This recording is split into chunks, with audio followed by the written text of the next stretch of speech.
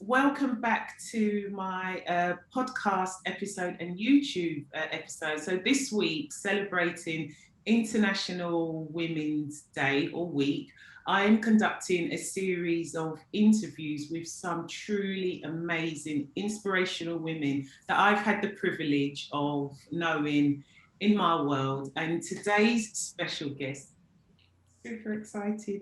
Today's special guest is Caroline.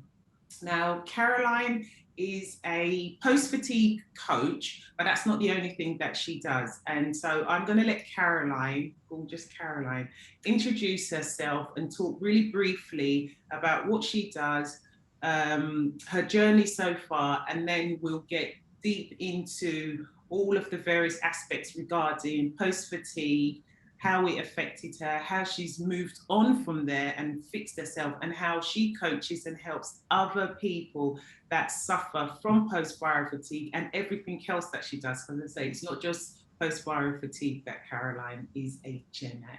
So Caroline, welcome to my show. First of all, thank you so much for Thank you. Thanks for having me here on my show. And also thank you so much for sharing your story and your journey, because as we all know, we're on currently on lockdown, and the symptoms and the challenges that a lot of people currently face now with post-viral fatigue has been brought to the forefront because of COVID. And so I know that your story, how you fixed yourself and how you continue to maintain such great health, not just externally, but also inwardly, will help and add so much value to so many people. So Caroline, introduce yourself.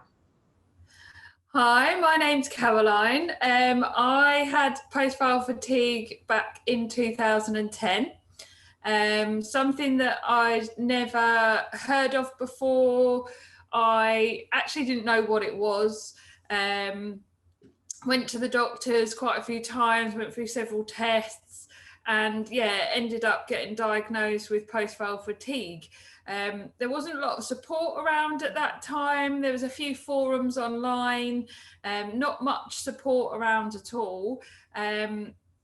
So after I had recovered, which was the sort of back end of 2010, 2011, I started a Facebook group of my own, just with the view of helping maybe one or two other people that may have suffered with it, because there was lots of umbrellas of post-viral fatigue. You can go into chronic fatigue, and then long-term it's ME. So there was some a need there really for people to have that support and have that understanding with people that have suffered with it themselves, because it's very hard to describe it to other people that have never had it before or have never endured living with someone. Because you practically go from living a full-on 110%, 100 miles per hour life to not being able to even get out of bed some days. Literally, I used to be a gym bunny, used to be very active, and then had to basically rest and couldn't even work for a few months.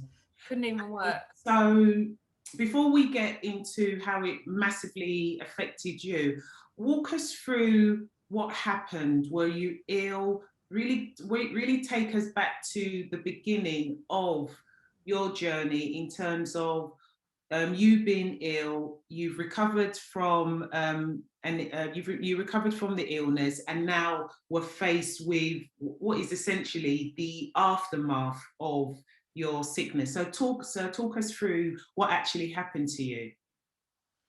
Okay, so post-viral fatigue is following a viral infection, i.e. that's why lots of people are suffering with it after post-COVID. I had had tonsillitis 5 times in the space of 2 months, something that I'd always suffered with as a child, something that I'd always been off school with, catching it. That always seemed to be like the area that I used to sort of suffer with. And the doctor did say to me they would take my tonsils out when I was younger, but then I think my tonsils heard it, and then I didn't have it for a long time. Also just recoiled back into the back of the Yeah, house and said, you know what, we're just going to keep quiet now, okay? We're going to yeah, leave her alone. yeah. So yeah, that was 2010. So I had like 5 bouts of tonsillitis, and in normal circumstances, when you have antibiotics, you basically have a few days where you're still feeling pretty rubbish, but then afterwards you start to feel a bit better. Yes. There wasn't any of that getting better. It was almost like, I describe it as a button that you've got pressed down, and when you're ill, that button is pressed down, and when you take antibiotics, the button releases, you start to feel better, you can start to integrate back into what you were doing before. But with post-viral fatigue, the button was always stuck down. So it was slowly, gradually getting worse, and I was having longer bouts of not feeling right. I'd have one day maybe where I'd feel okay and think, oh, I'm getting better now, and then you'd feel rubbish again. And it was the telltale signs, obviously looking back now in hindsight, but I had no idea what it was at the time, or had never even heard of it. So well, this is it. I had never heard of post-viral fatigue, and what I find particularly interesting in your story is the fact that as children, as you mentioned, when we think of tonsillitis, it's there, but it's not something that is really big or something that is particularly serious. And I think that's the important distinction to make, that when you get tonsillitis as a child, it's uncomfortable, but generally the child will then, recover. So like for Rocco, for example, he was like you, constantly having tonsillitis, and then in the end, they opted to remove his tonsils. But I don't think people understand how debilitating and how serious tonsillitis is as an adult. And there may be people that will be thinking, well, why didn't you just get your tonsils taken out? Yeah, but I did ask the doctor if they could take them out, but because when you're an adult, you tend to bleed out a lot more, so it's a lot more of a dangerous procedure than what it is when you're a child. So by that point, the ship had sailed after they told me that they couldn't do it. So yeah, and I remember being in the doctor's, like literally like begging them, like, can't you just take the damn things out? And they were like, no, can't, you're too old now, basically. I think I was about 25 or 26, so it's like, too old. Too old. I'm hardly in my 60s. Yeah, but yeah, so yeah, basically the reoccurring theme was the unrefreshing sleep. Now when we go to sleep, we generally, I know we might wake up and you sometimes do feel a bit tired, but you do generally feel refreshed, because that's when your body rejuvenates. And yeah, you might not have had enough and you might feel a little bit tired, but there's a massive difference with the post-viral fatigue, because you go to sleep and you feel just as rubbish, like it never gets better, and it's that ongoing unrefreshing sleep and pure exhaustion, basically. So you've had the tonsillitis, and from the tonsillitis, we've done the standard treatment, antibiotics, feel a bit better, but your symptoms within yourself, which were actually separate from the tonsillitis, you just wasn't getting better. You just didn't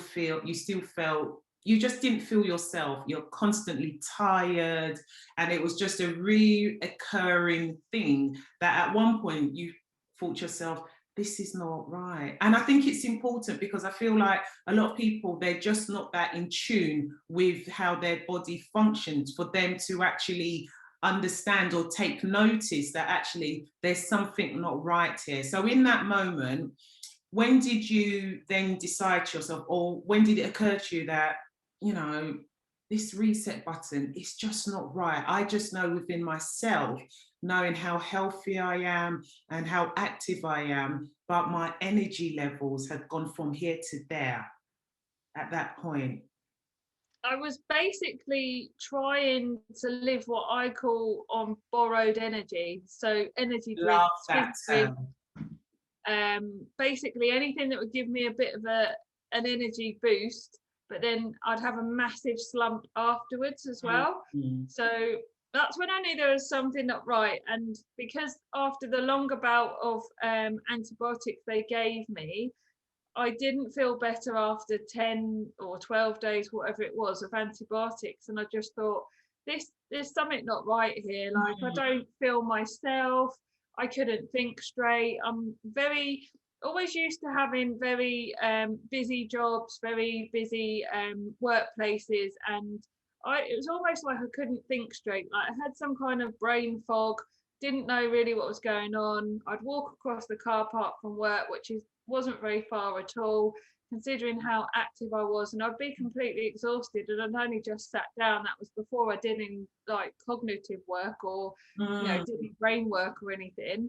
And I just kept thinking there's something not right. I kept going back, kept going for like blood tests and stuff. They do all the normal checks to make sure it's not glandular fever or any underlying like anemia or anything like that.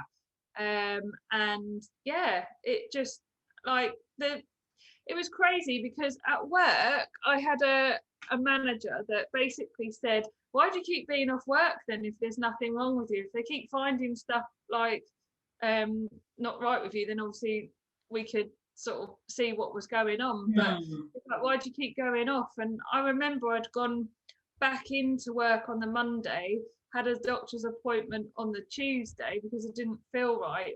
Work just kept sort of questioning me, like, well, what's going on then? If they've had blood tests that have come back that are fine, there's obviously nothing wrong with you. And it's like, no, there is something wrong with me. I don't know what it is, but there is something not right with me. And how did that make you feel with work? You know, because now we've got an additional issue to deal with. We've got work thinking that, okay, well, you keep going to the GP and they're saying there's nothing wrong with you. So do you feel that the lack, because outwardly there was no obvious signs that there was something wrong with you, but you obviously knew there was something wrong, did you feel that added an additional stress to your symptoms as well? Definitely, because although I was presenting myself as Caroline at work and I was trying to keep things together, even though I was suffering with the exhaustion, the brain fog, everything else, and it definitely brought on some stress, some anxiety, because it's like trying to explain yourself, like you almost, if you went to work and you said that you'd broken your leg and they can see your leg is in a plaster cast, they'd take that on face value. But because you were saying there's something not right and there was no like proven thing on a bit of paper saying no, you've got this, they were like, well, there can't be anything wrong with you then. And so it's very frustrating. I can imagine. And what was it like trying to explain your symptoms to your doctor? Because I know we've spoken about this before we came online, that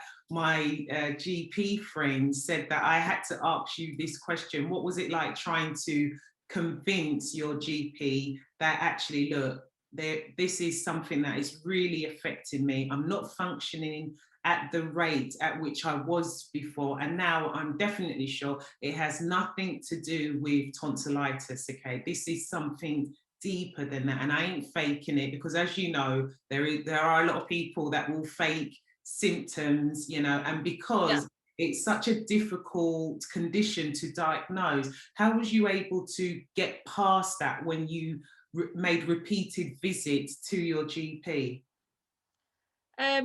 Several difficulties. First of all, getting through the receptionist on the doctor's the gatekeepers of every doctor's surgery. Get past the receptionist first. Absolutely. The massive gatekeeper. Like, I was a tonsillitis expert, so I would ring up and say, oh, I've got tonsillitis, and I remember her saying, like, what makes you think that? And I was like, because I've literally had it all my life. So I think I should pretty much just diagnose myself, so I just need to see the doctor. Trying to get through the doctor's receptionist to actually see the doctor, Mm. and then going to the doctors, them doing the test, like I said, for anemia, all the stuff that would normally come up, glandular fever, like eliminating all of those things.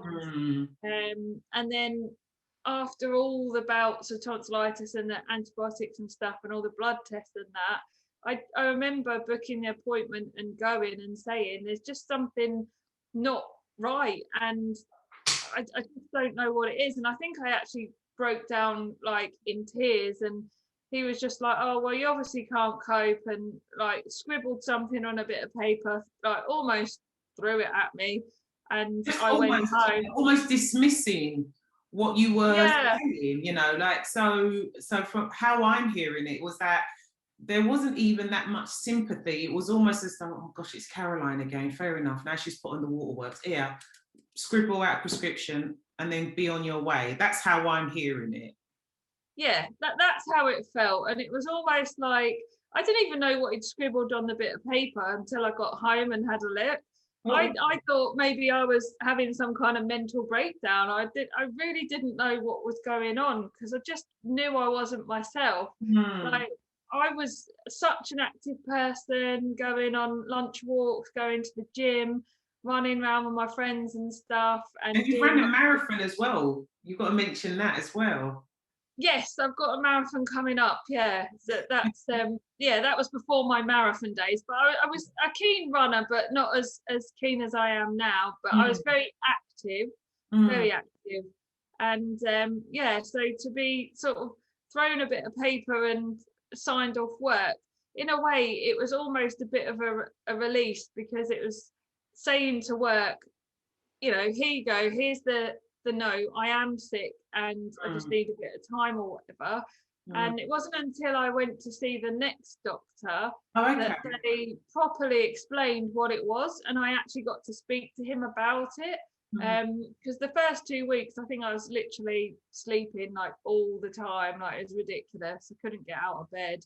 To think that I had struggled to go to work and try and keep up and you know, keep up with friends and everything like that, when I was just couldn't do it. My body was screaming at me, no, it's too much. And so when you met the second doctor, what happened then? So the second doctor was much nicer. He explained exactly what it was, how it occurred. Oh, right. So he's the one that gave you the diagnosis of post-viral vaccine. Okay, right. Good. So he explained that it is something that does occur. They used to call it yuppies flu back in the 80s. Is that what it was? I've heard of the yuppies flu. Yeah. Yes. Yeah. Oh. So he had explained that. And I said to him, okay, what do I do then to help myself? And he was like, just rest, drink lots of water, eat healthy, all the kind of stuff. But he was like, really, you've just got to give it time. Like, there's no given timeline of how long it could take. And it was just frustrating, because there was no timeline. There was no, if you do X, Y, Z, you'll be better in 4 weeks or something. There was just no timeline whatsoever. It was just purely governed by how you were feeling, how your body was feeling. And it's a very, sorry. I was saying, no, really? Yeah, it's a very physical illness, but there's also a lot of emotional stuff that comes with it as well. I had panic attacks, had one in the middle of the night. I literally thought I was dying in my bed. Like, I had no idea what a panic attack was. My heart just started beating really fast. I thought I was literally having a heart attack. And I just thought, well, at least I'm going to die somewhere I like. I'm in my bed. So, but yeah, it was a panic attack. And when it all stopped and calmed down, I thought, what the hell was that? Like, seriously. And it was just, I guess, all the stress, all the anxiety, all the build up and the frustration from everything had just sort of built up. And the anxiety was more lasting sometimes than the physical aspect of it, the emotional side of it as well. Oh my God. So we've got the diagnosis now. We've gone through this terrible period. At what point did you say to yourself, right, I'm going to try and research and try and take back control and try and see how I can best improve my symptoms. And I'm going to try and learn as much as I can about maybe lifestyle changes, because I remember seeing one of your Instagram stories and you mentioned I don't know if it's an additive in a soft drink. So talk us through that, because I really do feel this is going to be incredibly helpful to anyone that listens and watches this episode. Yeah, so like I said, I looked up some information. There was a few forums. I'd read a little bit about it. Had to do it obviously bite-sized chunks of when I had the energy to be able to do it. But yeah, I found out quite a few things and like what I could do to help myself. So the massive things were like no alcohol, eating healthy. So you know, we all know how to eat healthy, but like no processed foods, lots of vegetables, all the good stuff to help your body heal. Also vitamin C, vitamin D supplements. Someone kindly that I used to work with had got me some because they'd looked it up as well, bless them, which was nice of them. And yeah, I looked up about aspartame because that was it. where I had always been someone who had been active but had always been on diets to get to that, to feel, you know, that feeling of wanting to feel better, thinner, more popular, you know, belong, that those kind of feelings. I'd always done feel like that as women. We all feel like that as women. Yeah. I'd done Slimming World, I'd done Atkins, I'd done no carbs, I'd done Weight Watchers, I you name it, I did it. And yeah, so it was always my little treat at work was to have something like a Diet Coke break, you know, one a day or maybe a couple a day, whatever, because I never drink tea or coffee. So that was like my guilty pleasure, I guess. Yeah. So yeah, when I looked up about aspartame, it's got lots of it's like the sweetener. So instead of having full fat sugar ones, they put sweeteners in the Diet Coke and stuff. And basically there's the chemical in there messes with the chemical in your brain, and it can mess with whether you feel hungry. It can suppress your hunger sometimes, which is why that's why they were telling you to drink it, I guess, when I was doing one of the diets or whatever, because I guess it suppresses it and it was no points on the diet and stuff like that. But the actual repercussions of what it did to your body and how harmful it was, it was horrendous. And I remember thinking like that possibly might have been a contributing factor. Obviously I think it was the lifestyle. I think it was the wanting to live fast, busy all the time, not really taking proper care of my body, not really listening to my body, not really fueling my body correctly, and the not eating properly and the pushing yourself continuously, along with the dieting and the drinking aspartame and stuff, really didn't help. And it's really quite scary, because when I first spoke about that in one of my lives in my Facebook group, a lot of people didn't realise how harmful aspartame is, and I always hang on about it. Yeah, I didn't realise, and I don't drink Coke or Pepsi or anything like that. If I drink anything that is sparkly, Prosecco, sparkling wine, sparkling water, and maybe a little cheeky can of tonic water. But certainly, even with the tonic water, I mean, I'm going to be checking now to see if that has, you know, aspartame in it. Because the thing is, you just don't know, because oftentimes we get lured into taking or buying things that we feel are healthier than the alternative. And actually, sometimes the healthier option is worse than the actual full fat or the full flavored option. Do you know what I mean? So yeah, so I'm equally as guilty if you didn't know anything about it. That's why I really wanted you to really explain that and go into detail how it does actually affect, you know, your brain and your body as well. Gosh. Yeah, aspartame can be in anything, not just the drinks, the diet drinks and stuff. It's like Muller Light yogurts. Sometimes, like at that point, I don't know if they do because I haven't looked for a long time, but Yeah. they had sweeteners in them, and that's why everybody on a certain diet was eating Muller Lights like continuously because they were free on the plan, and they had aspartame in them as well. So yeah, you think you're doing good because you're trying to keep the weight off and you're Exactly. eating healthy, but you're not. You're actually putting more harmful chemicals into your body. That is absolutely shocking. So when you found out that actually I can make certain lifestyle changes and you found out about aspartame, what was the next stage of you really fixing yourself and getting to the stage that you're at now? What did you actually do? A lot of it was trial and error. You had to listen to your body, and that really got me in tune with my body. Like you literally Hmm. had no choice but to stop. So I could only do what my body would allow me to.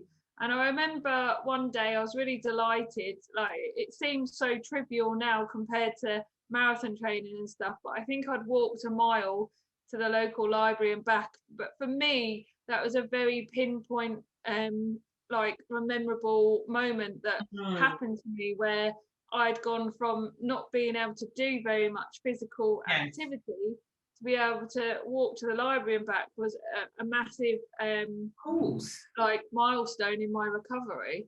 Oh my gosh. And from there, do you think it was you just solely focusing on your diet? Were there other aspects of your life that you completely uphold and you know really change? Because I know that you're a level 2 Reiki practitioner, so I would like you to dive deep into that area and how that has also been a part of your healing journey, if you will. Yeah, definitely. So I actually did the level 1 Reiki before I'd got Oh, ill with before I breast. forget, there may be some people that may not be au fait or understand what Reiki is. So perhaps we better backtrack a little bit and explain Yeah, what Reiki is and what the benefits are and how you got into it. yeah, that's fine. So Reiki is a method of life force energy. So it's natural healing. So it's like a complementary therapy to go alongside any other therapy that someone's having if they're not well. Mhm. Whether you're well or not well, you can still have Reiki. So it's about that mind and body connectedness. Mm. There's a lot of information that I've been reading and information about the mind and body connection, and a lot of dis-ease between the mind and body is where exactly like when I was ill, when you just keep pushing and your mind's like, no, keep going, no, you've got to do this, no, you're too important at work and this, that and the other, whereas the Mm. body's saying, no, slow down, don't do that, what are you doing? It's like they're always in like some kind of competition with each Yeah, other. they're out of sync, they're out of kilt with each other. Yeah, And there needs to be an equilibrium between the mind and the body in order for it to function, you know, at its optimal best, right? definitely, definitely.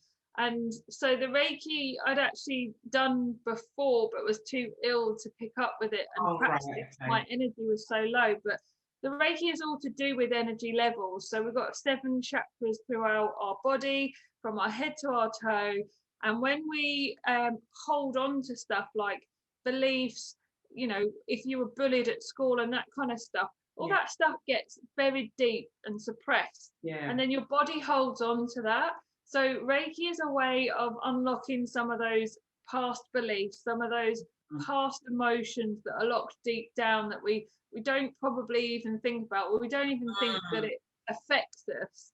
And so it unleashes some of those through healing, through natural healing, connecting the mind and the body, and then allows you to be able to feel a lot better and move forwards without all of that, not baggage, but all of that stuff that we hold on to without even realizing, because I think that's it what is causes actually the baggage disease. though, because it does, because just like what you say, if you don't have that emotional freedom, and you know, as you said, if you've had issues either from the past, childhood, you know, previous relationship, anything that is really traumatic, the brain has an amazing capacity and ability to just lock things away at the far corner of our mind, okay, and we think that, okay, it's locked away, I don't have to deal with it, but it does have effect on us in terms of the quality of our well-being. So I personally would classify that as emotional baggage, personally. Yeah, definitely. And I think when your mind and body are not connected, when you've not dealt with the emotional stuff Yeah, that we bury or we suppress or yeah, we try and numb with yes, alcohol or yes, drugs or whatever it is, absolutely. the numbing behaviors, I do think that that throws itself back into the mix and becomes that disease, like disease in your body, like comes up some other way. Yes, Um, because there's lots of programs about obviously the parts of our brains that we use, yeah, and the more you're grateful, the more that you've got an open mind, the more that you're emotionally free, it sparks up different parts of your brain and you feel better and you feel, yeah, there's less conflict between your mind yes. and your body, basically. Absolutely. And so, how did Reiki help you going forward? In do you, I suppose what I'm asking is, how did Reiki help you, and was that the fundamental thing for you to be who you are today? Because you are a completely different person. Yeah, definitely.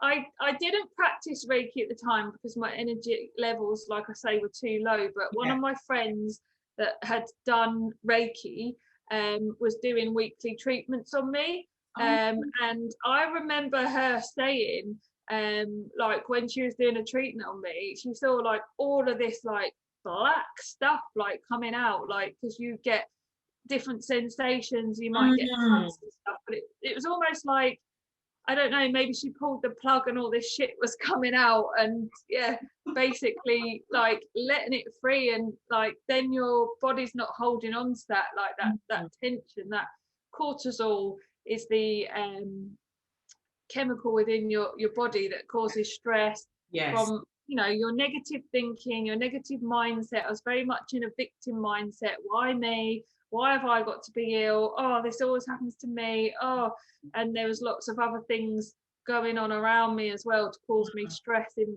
my relationship that I had at the time. Mm, But that was, yeah, that was my complete lack of boundaries, my complete lack of awareness yeah. of my own mind and body, my complete lack of, yeah, being open-minded and being a victor rather than a victim Mm. mindset.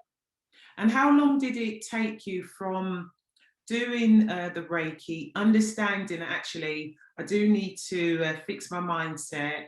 I need to make sure that my emotions and everything else, I've now sorted out my diet. I'm getting back into my training, my working out, because I think a lot of people, they just simply think that if you're working out, the sole motive for doing that is to lose weight. How are you able to separate that mindset from, okay, I need to work out, I want to lose weight, versus I'm working out because it feels good and it's good for my body. And if I'm in shape, that is just a byproduct. But the main goal for me is that I've understood my boundaries. I understand what it means to feel better. And part of my recovery journey is to maintain a whole body workout, and which that involves my mind, my physical, and the food that I take in. Yeah, definitely. I think all in all, it took me a good 1.5 to 2 years until I actually felt myself. Yes. In terms of exercise, I didn't exercise for about a year or so, apart from gentle walking. Yes. But in terms of going back to the gym, it took me a good year or so to go back into the gym. And I was quite conscious that when I'd gone into the gym, because I'd put on a lot of weight, but I wanted to feel better, and I knew that I had to take it easy. And it was more about how I felt rather than trying to pound it and lose loads of weight and then feel ill again. So it was about feeling my way through it rather than looking at the losing weight kind of stuff. It was more, to make me feel like my old self, basically.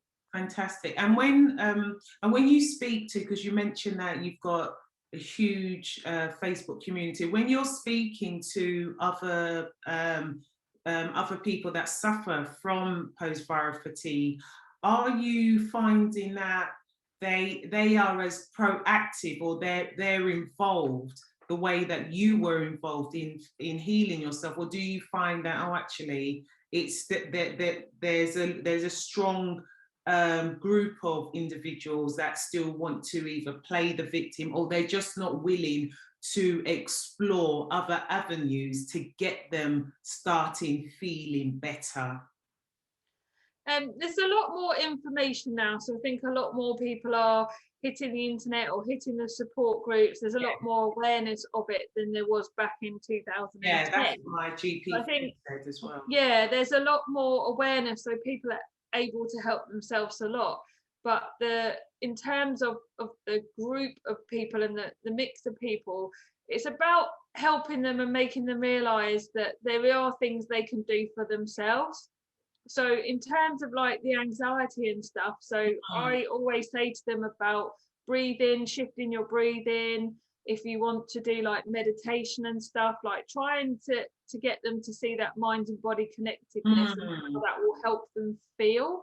Exactly. And affirmations as well to help them feel better. And although it doesn't help sometimes with the post-viral fatigue exhaustion, they do feel lighter and they do feel better, but they can't put the finger on why. And it's those daily habits sometimes that build up that help you to sort of recover it. So it's almost like combating the physical side of it by listening to your body, but also dealing with the emotional anxiety and the stress side, and being aware of your own triggers and stuff as well, as to what triggered you off or what triggers you off to be stressed, which then causes your body to be full of cortisol, and then, before you know it, on a relapse and feeling exhausted again. Absolutely. And so when you're working with clients, what is the how do you like to work, I suppose, with your clients? What is your first overall assessment? Because I get the impression that it's not one size fits all. It's really a personal and tailored approach depending on how severe that person may be suffering from post-viral fatigue. And I imagine that you're not just solely working or coaching on post-viral fatigue. I imagine that your how you work and who you are as a person, you're very much involved in the person from within. And if post-viral fatigue happens to be one of their main concerns or symptoms, you have that experience of actually addressing it and taking a holistic view of what that person's currently suffering from. Yeah, it's about having a mind, body and spiritual holistic overlook as well. So knowing about the triggers, knowing about the self-awareness, knowing about yourself and how to listen to your body. Before I had post-viral fatigue, I would always be someone that would drag myself to work if I was unwell. After the post-viral fatigue, I learned that you need to stop, you need to rest, you need to fuel your body properly. And that's something that I've taken on. To this day, I won't drag myself to work if I feel I am unwell.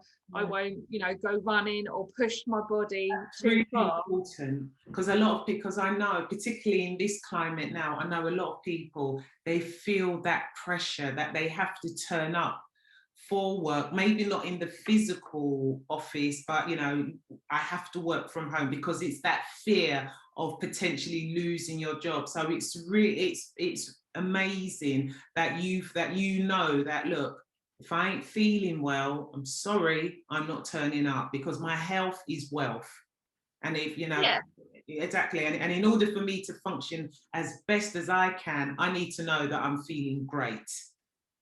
exactly. And that was one of the massive life lessons that I learned, that you need to look after yourself. You can't pour from an empty cup. So if your cup isn't full, you can't pour to other people. So you need to look after yourself first, and then the world can have the overflow and benefit from you being well. So I love that. Have the overflow. I absolutely love that. And so, talk us through, because I really want you to talk about the services that you offer, because I don't feel enough people talk about your area, because it is a niche area at the minute, but as you said earlier on, it is an area that is becoming more and more in the public domain, because now more people are suffering with long COVID. So they've recovered from COVID-19, but they still have the after symptoms of it, and that in turn leads to post-viral fatigue. So I really want you to go into detail in what you offer, things that if anyone feels that the symptoms that you mentioned, they're affected by it, how to reach you, and what you currently do now with your clients, because I just think you're just bloody amazing. And incidentally, people, she's actually given me a Reiki session, so yay. yeah, I can't wait. I can't wait. So, like I said before, it's having that awareness of these different things, these unknown, these untaught things. So, stuff like boundaries. So, energetic boundaries is a massive thing, especially when you've got fatigue. So, it's having that awareness of those people that are drains and the people that are radiators. There's people that radiate energy, there's people that drain you of energy. Yeah.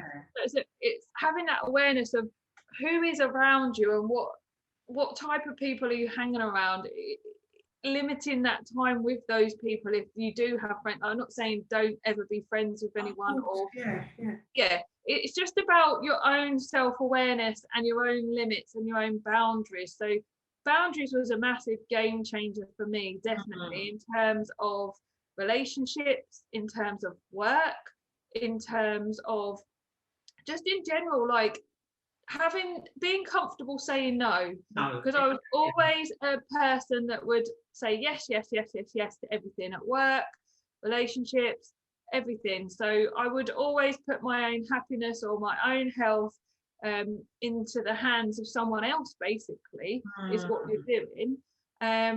So yeah, that was a massive game changer, and that's what I try and teach people about or mentor them through the post-viral fatigue. So giving them the tools, the well-being tools, I call it, to be able to go back into normal life when they have recovered, and make sure they're protecting themselves from having a relapse or having that again, because it's very easy to get better physically, but then not remember all the things about what triggers you off, how to say no, what those boundaries are, and how to put boundaries in place, having that self-awareness and like an overall mind and body connectedness. So the Reiki really is to help with the mind and body, because we just don't relax enough. We just don't relax enough. And it's important to have that relaxation time, put ourselves first, have that relaxation time, and get that mind and body connectedness.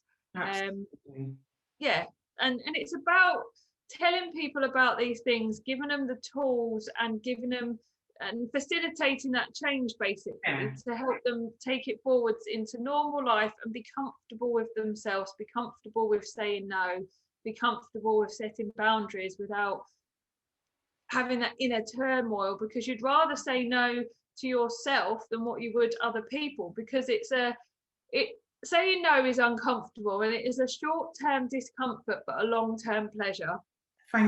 You know what? Say it again louder for the person at the back. Yeah.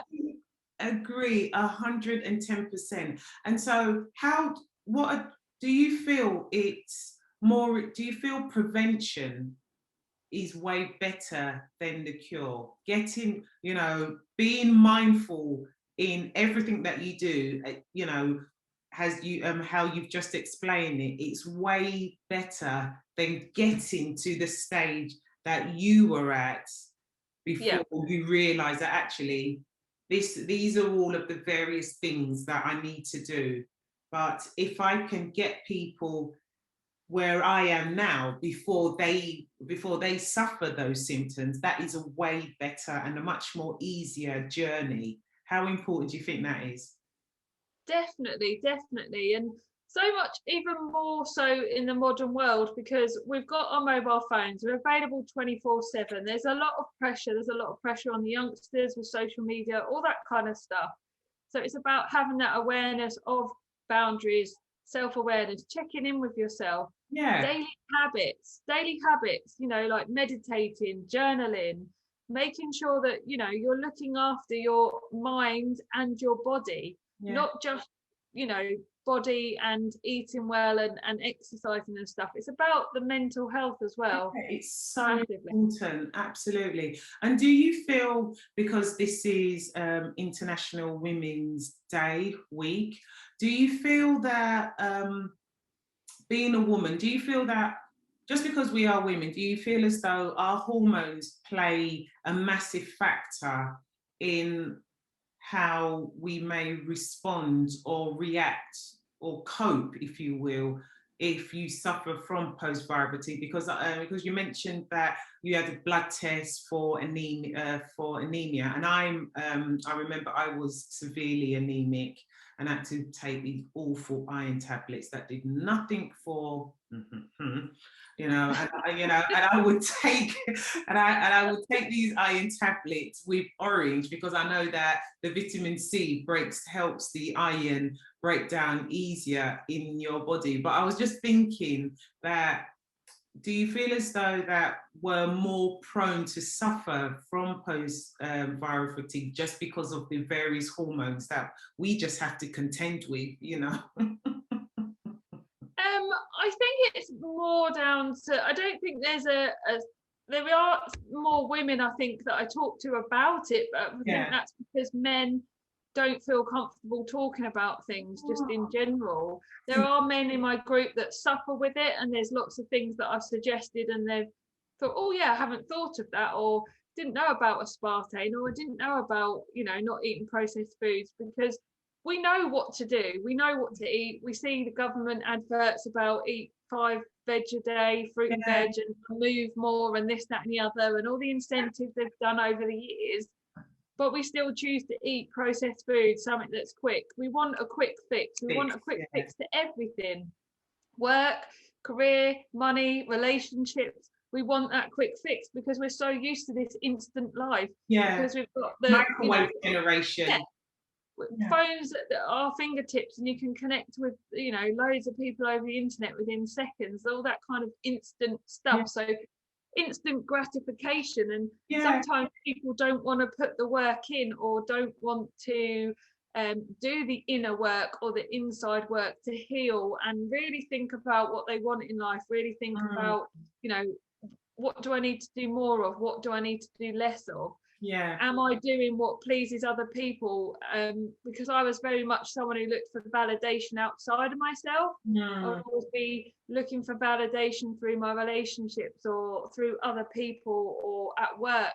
I always perceived or had the belief that if I worked long hours, that I would be classed as a really good employee, and then that would be really high up, and you can still be a good employee in the hours that you are employed. Exactly. It's about managing your time effectively and doing the work that actually shows your true talent and skills. So that's amazing. So before we end our little conversation, I just want to recap on something. You mentioned ME. What does ME stand for? Oh, it's you'd have to look it up, so I'll probably say it wrong. Oh, It's okay. Is it a condition, a hormone? Yeah, so basically it's under the umbrella. So Oh, you've okay. got post-viral fatigue, which then can go into chronic fatigue if you Oh, right, seriously, okay. carry on, like I said, not doing some of the lifestyle changes, but sometimes it can go into that anyway. Oh, right. And that's more of a long-term thing. So post-viral fatigue really is like the short-term thing, and Oh, then the chronic fatigue is longer term, and then the ME is something that someone has to live with on a daily basis. So gosh, very, very, terrible. yeah, very So, scary. Caroline, if anybody wants to get hold of you and have a chat with you, first of all, what advice would you give to anyone that may be exhibiting symptoms of post-viral fatigue? And number two, how can someone reach you and reach out to you should they want? And you should absolutely reach out to Miss Caroline, if you will, okay? Get involved in the Reiki session. How can Yeah. they reach you? So I have an Instagram page, and my handle is @Coach by Caroline. I'm going to So put everything in the information box, by the way, but I just want her to say it. So yeah, feel free to DM me, or send me a message, or have a look and see what information we've got on there. Lots of the things that I've been talking about are already on there, and it's focusing not on the post-viral fatigue as such, but more onto the healing. Yeah. So focusing on that healing, focusing on what you can do to sort of help yourself, that self-awareness, boundaries, all that kind of stuff, and why we need to protect our energy. And the Reiki obviously is to help release old barriers, beliefs, all those things that we suppress, and it is to help your energy and to help your energy levels and to help unblock all of those past traumas or emotional beliefs, etc. So so you can get hold of me on that. And we've got a post-viral fatigue group on Facebook as well, which is literally called Post-Viral Fatigue. And one of my admins will let you in. You do have to answer a few questions because we like to keep it a positive group. Absolutely. We like to keep it so there's no trolls and all stuff like that. So it's a very supportive and protective group, and we've grown a lot in the last 12 months or so. So we like to make sure that everybody is genuine and that people can get the help and support that they need. So fantastic. And what one piece of advice can you offer someone if they feel they are indeed suffering from post-viral fatigue? What advice would you give that person, apart from reaching out to you, of course? But yeah.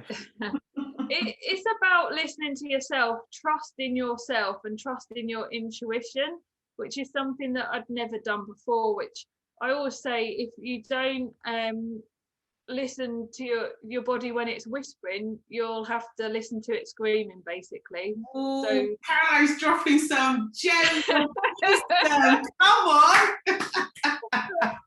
I love that's what I said to the little coaching group that I did before Christmas. Basically, your body's way of telling you, it will whisper these things, and we try and, like, with our mind go, oh no, that's fine, I'll carry on. No, you've got to do this, you've got to do that, you've got to be there for everybody, that kind of stuff.